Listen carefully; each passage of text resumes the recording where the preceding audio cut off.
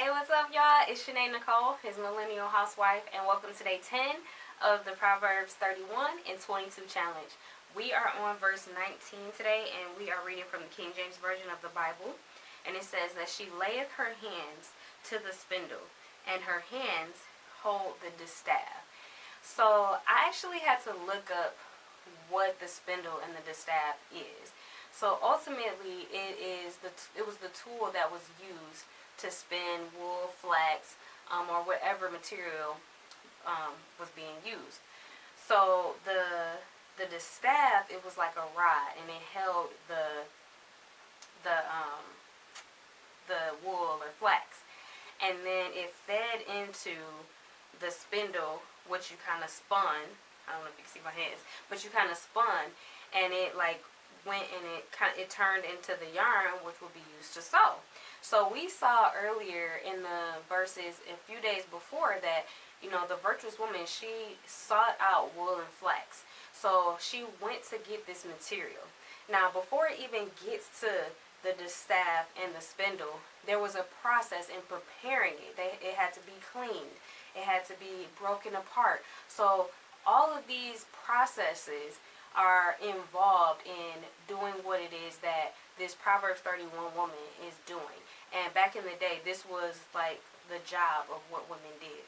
But just looking at the videos, it looks like a very tedious task. It looks like it's time consuming.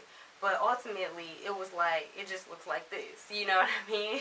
You're just literally spinning that wool, that flax, and preparing it for when you're ready to start making your garment. So we'll look at, what the next process is in the coming days. But I just find it really interesting that, this woman, she's doing this, but she's doing this with delight.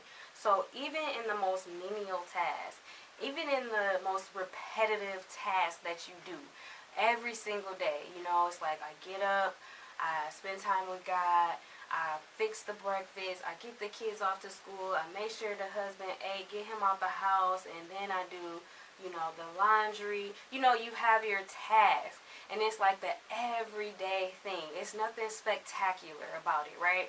No one is actually seeing you do this.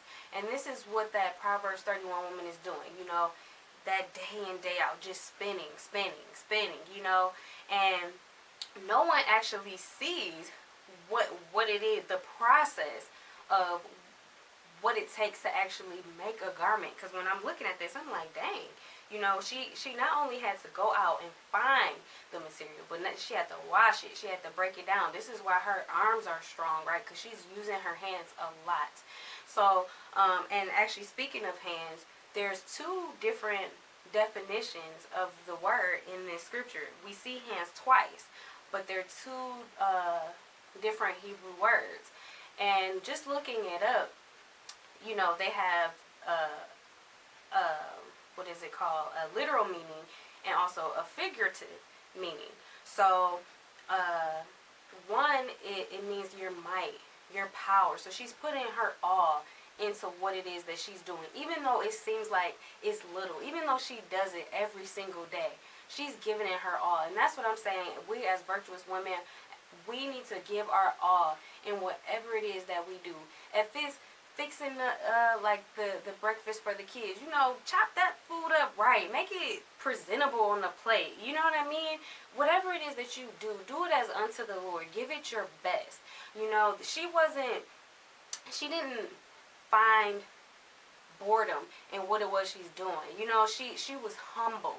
One of the words it means to bow, it comes from the root word to bow down. And so I saw that as, she doesn't see herself as too high to be doing what it is that she's doing.